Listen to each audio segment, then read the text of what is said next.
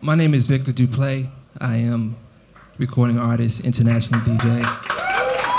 Hey, I need you all on my Facebook page. My question is sort of skewed to the artists. There's always a lot of talk about the internet being the new discovery ground for talent. And I question how true that is. Because if I look at you two in particular, I also know that there's several $1 million of so-called normal marketing attached to your careers at some point that makes the impact of your social media hustle way more effective than the unknown person, so to speak.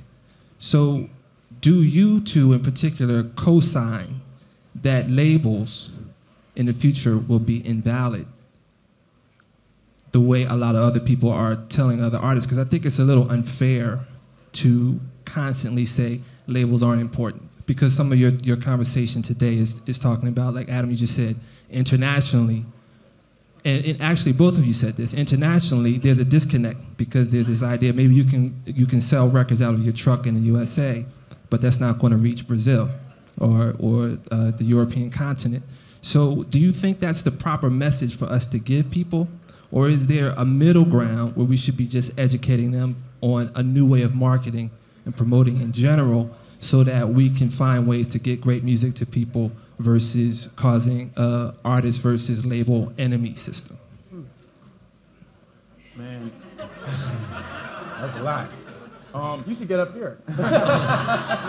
Man, you know, I'm one of the main people that always kind of like attack major labels, you know, and you know, to be fair, I've made a lot of money with major labels. I can't say I would have had the biggest record in the world if I wouldn't have signed with a major label. But you know, when you sign a major label contract, the contract is based off of physical CDs mostly.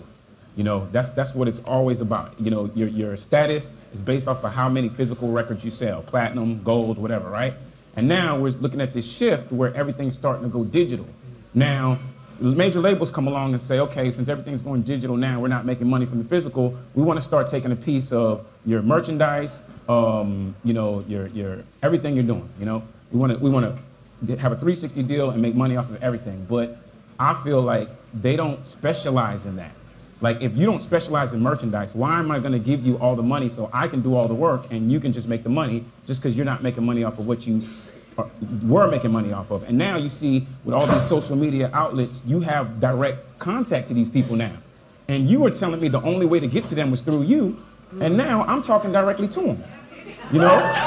So you want to do business with them, but you know, if you're on a major, you understand there's so many different levels. I might want to have a conversation. They're going to set it for the 26th, 2 months from now.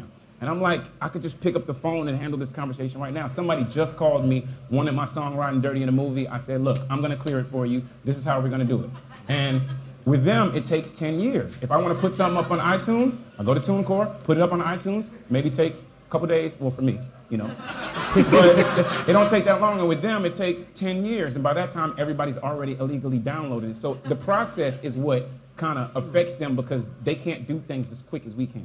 So for me, that's why I always kind of like, I'm mad at the system, the way the system works, not really the major label system. If a major is wonderful for Justin Bieber, wonderful for Lady Gaga, they're doing things that no average, normal American could do from their homes, but it doesn't work for everybody.